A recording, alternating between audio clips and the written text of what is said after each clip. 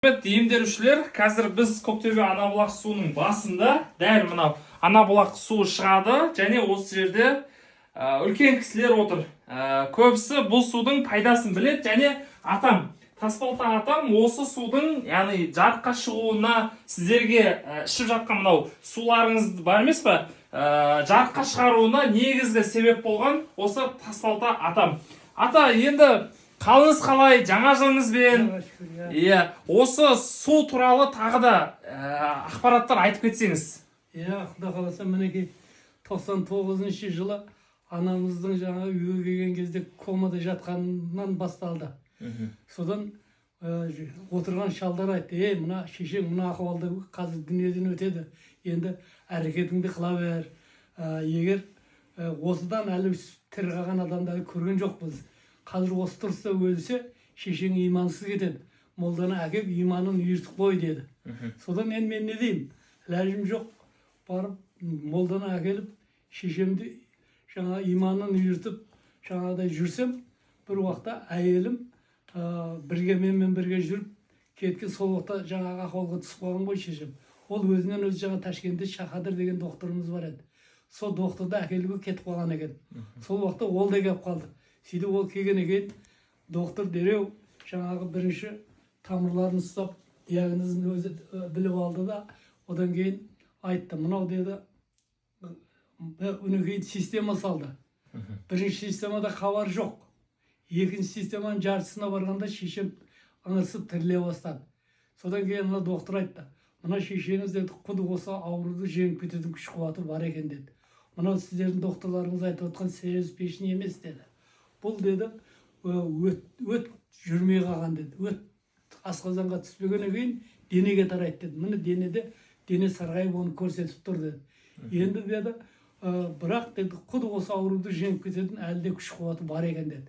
Мен қазір әкелсем жолда өліп қалады деді. Мен сіздерге назначение жасап беремін деді. Сол докторға апарып 10-15 күн әлдендіресіздер деді. Содан кейін мені шақырастыр, мен келіп алып кетемін де 10 күнді аттайып беремін деді. Ойбай, айналайын, саған сенеміз деді. Содан сол жерде жаңағы бұл өт жүрмей жатыр дегеннен кейін біз сол осы бұлақ жаңағы бүткіл союздан адамдар келіп жатқан кезде осы жерде мен қой сойғам. Сол қой сойып жүрген кезінде жаңағы күніне 7-8 қой соятын едім. Одан артыққа күш қуатым жетпейтін. Сол уақытта мына жерде бүтін осы жерде 3000-4000 адам жатқан. Менен басқа бірнеше адамдар қой сойып жатқан. Бір уақытта милициялар келіп бүтін нені қоршап, осы жердегі адамды қуған. Ешқайда тоқтатамағаннан кейін бір машина жаңағыдай 20 автобуспен тасып не қылды. Тоқтатамады. Содан кейін бір машина бетон әкеп, мына тастың үстінен асырып нерге тастады.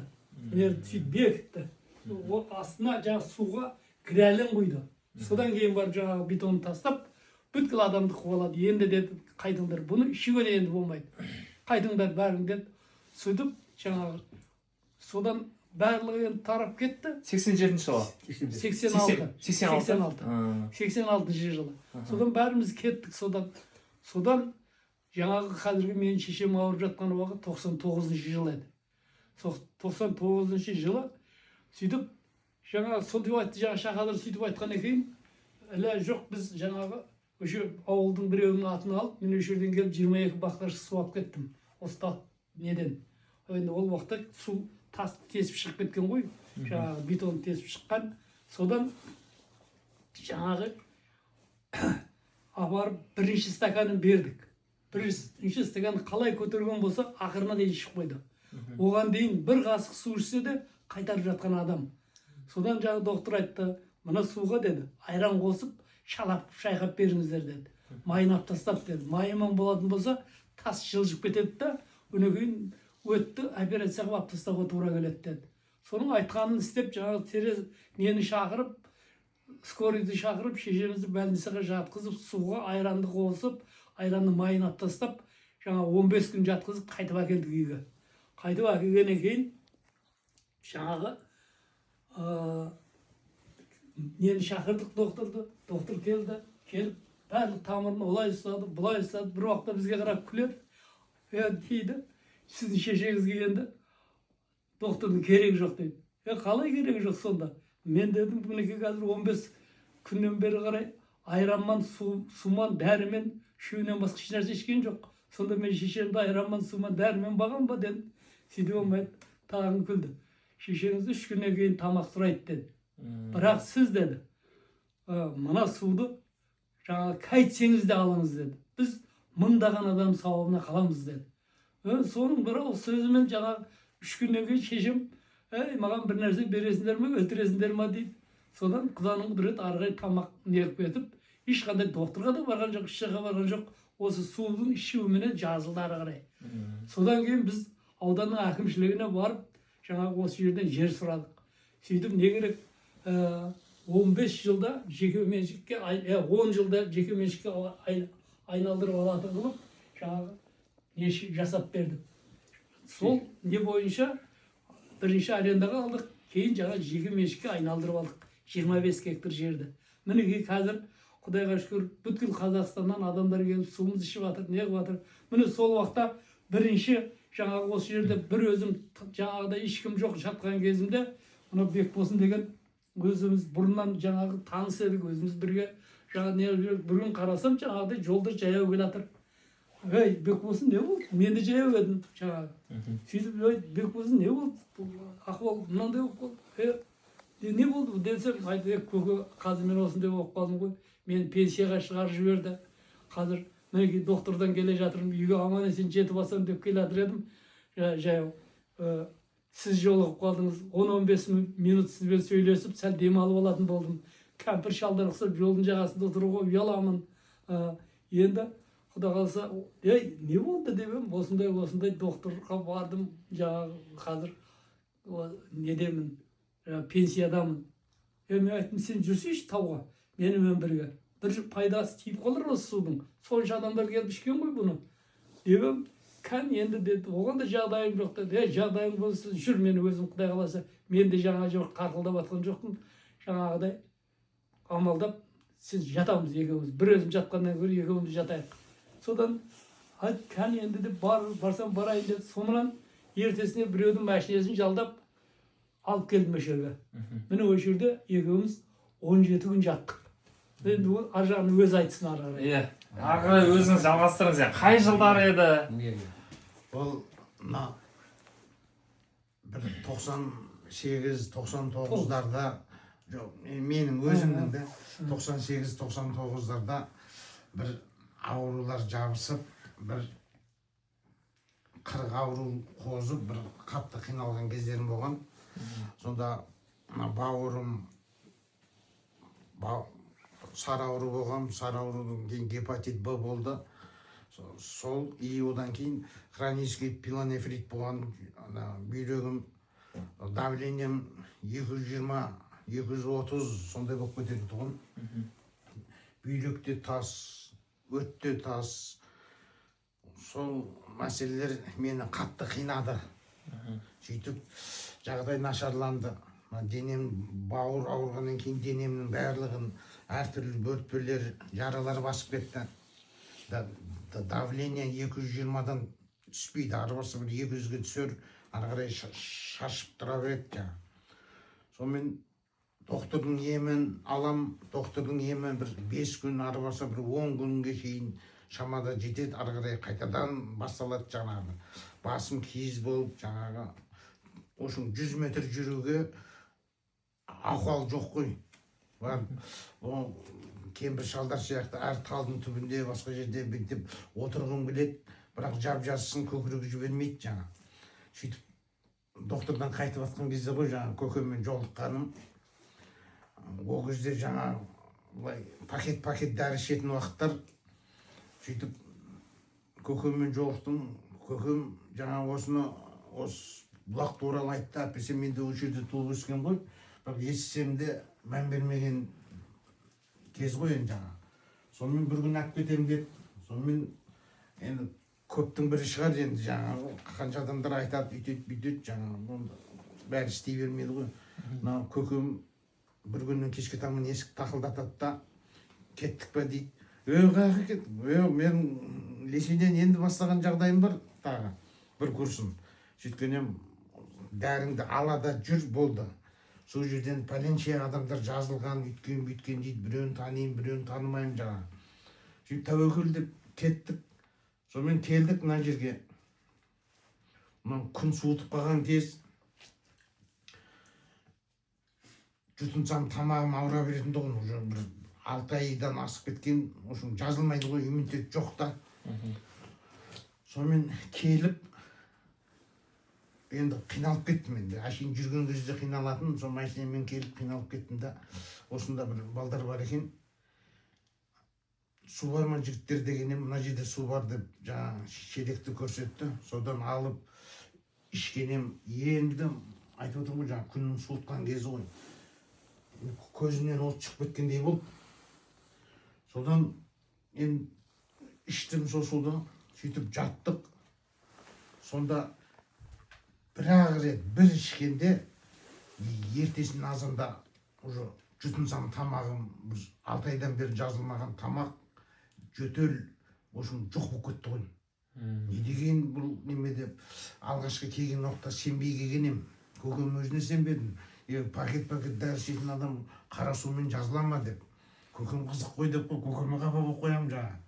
Сөйтсем бұл өзі қасиеті үлкен бір бұлақ екен ғой, бұл Алланың жіберген. Сонымен осы жерге келіп 5 күн.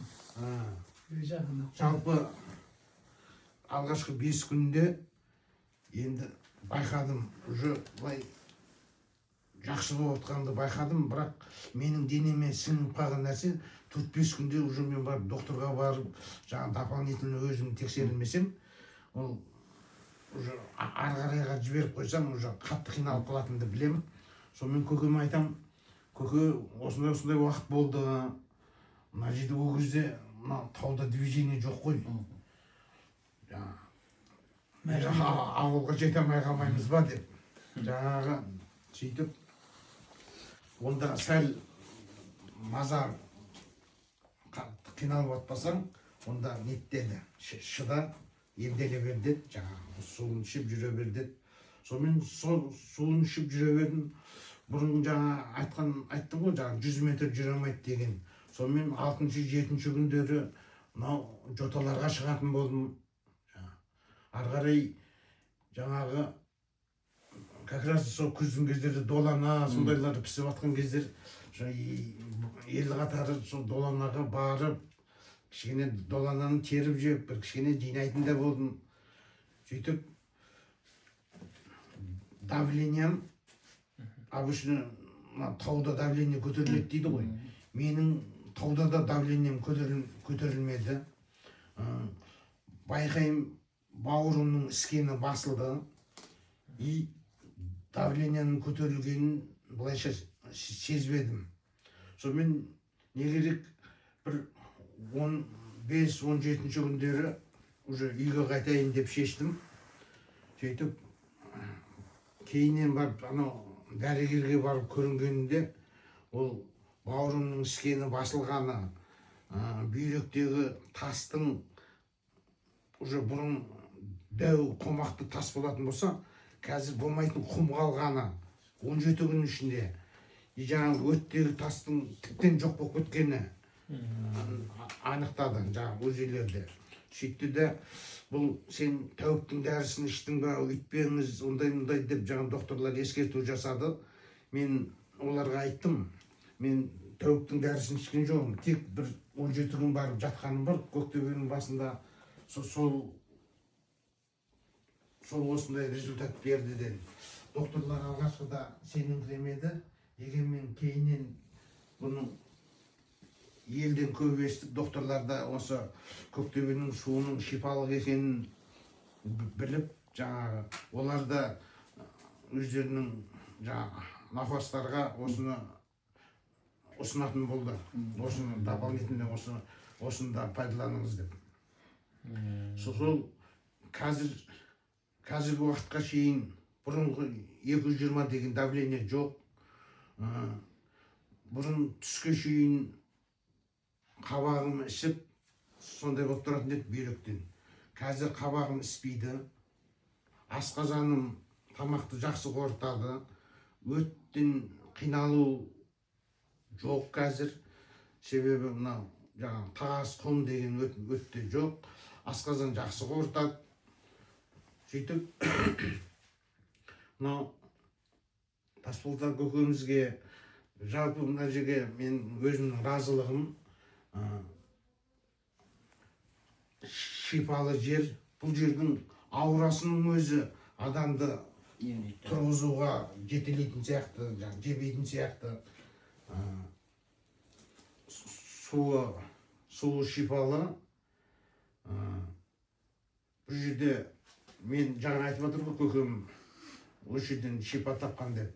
Осы көкемнің алдында ауру болып келіп, атқа секіріп мінетіндей жағдайға көкемнің көз алдында жазылып кеткен адамдардың бірімін. Одан кейін бірнеше адамдарды өзімде көрдім. Анау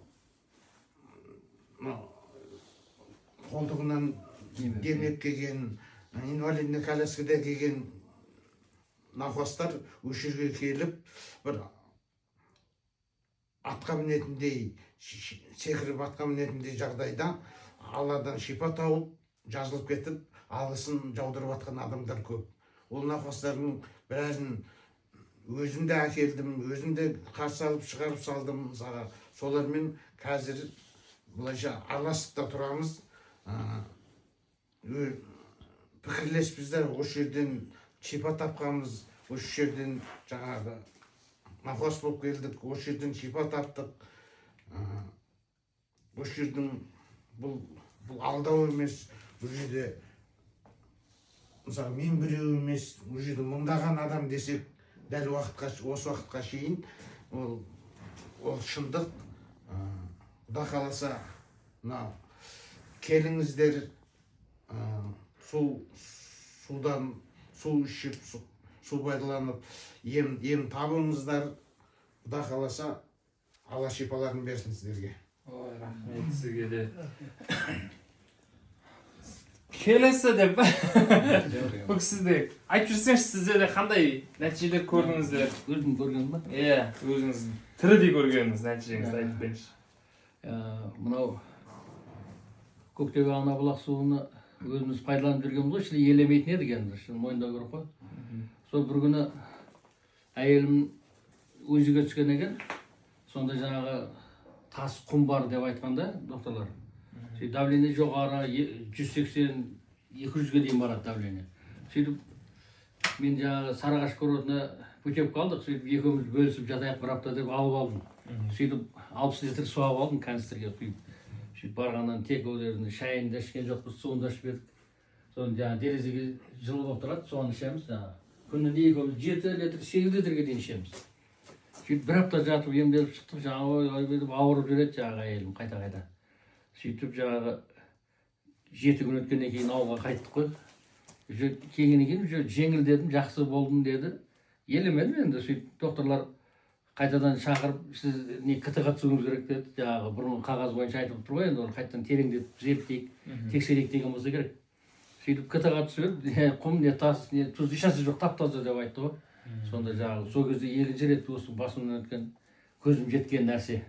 Ем, сіздерге де ем болсын. Рахмет сіздерге де. Осылай көктөбе Анабұлақ суының басындағы, яғни нәтижелер, алып жатқан нәтижелер, дәл солай сіздерге де керемет шипа бере берсін, Алла тағала. Сіздерді де асыға күтеміз. Судың басына келем десеңіздер де, өз еріктеріңізде. Тағы да бір ата енді қорытынды сөз айтып берсеңіз өзіңіз. Қорытындысы жаңағы былайынша менің анам сол жаңағы жатқаннан үйден осы жерден апарған 22 бақыла ішкен суды таза ішті. Содан кейін міне Құдайға шүкір 2 жыл өмір сүрді. Қазір сол анамның жазылғанын көргеннен кейін барлық тірлігімді тастап жаңағы осы жерге, осы неге шықтым ғой, мен Құдайға тауба деп. Міне қазір 26 жыл болды. Менің көргенім мыңдаған адам қазір. Менің білмейтіндерім де бар. Үйлеріне апарып ішіп жатыр. Үйінде жылдап ішіп жатқандар бар бұл суды. Бірақ міне Құдайға шүкір, бұл осы жерде де, үйде де қыстың күндері біз бұл жерде адам қабылдамаймыз. Көктемде болмаса. Қысты күні қазір үйлерінде ішіп жатыр адамдар. Бұл бүткіл Қазақстан қазір ішіп жатыр. Солардың барлығына мына Алланың кереметі бір тастың астынан шығып жатқан су ем болып тұр. Құдайға шүкір.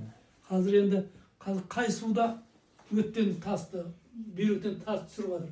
Бұл да 10 күнде бүйректегі тас, жаңағы өттегі тастар жаңағы жоқ болып кетеді. Егер еритіні болса, ерімейтіні бірақ ұзаққа созылады екен. Еритін тас, ерімейтін тас болар екен. Еритіні 10 күн төгергенде еріп кетеді, ерімейтіні ол бірақ ұзаққа созылады. Сондай. Қанша адамдар бауырлары жазылып, жаңағы сондай нелер болып жатыр. Құда қаласа міне әрекет қылып, жаңағы осы адамдар кесіп жататын орындар, міне барлығына әрекетімізді жасап жатырмыз.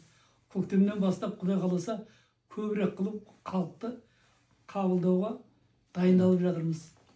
Қазір онша ауырған адамдар қарамастан осы суды қай жерден болса да алып іше берсін. Үйінде де бұл су адамдар жазып жатыр. Ем болсын барлықтарына. Мына Алланың кереметі бұл. Болмаса бір таудың басында бір бұлақтың астынан шығып жатқан су бүткіл жаңағы неге не қылып жатыр. Бұл мынау ана бұлағымыз, мына жерде бала бұлағымыз бар, ана жерде қыз бұлағымыз бар. Үшеуі де осы нені беріп жатыр. Мына осы таудың почти барлық суы да осындай. Бір өзен су ағып жатыр қазір. Адамдар айтады, бұл жаңағыдай тур осы таудың жаңағы сулардың барлығының несі нәтижесі құрамы бірдей болып шығып жатыр. Міне Құда қаласа барлық неге біз су жауамыз дегендер өздері бұлақтардан алып келе беріңдер, біз қызғанбаймыз. Адамдар қызғанып жатады. Құдай барлығына жетеді. Құдайға шүкір.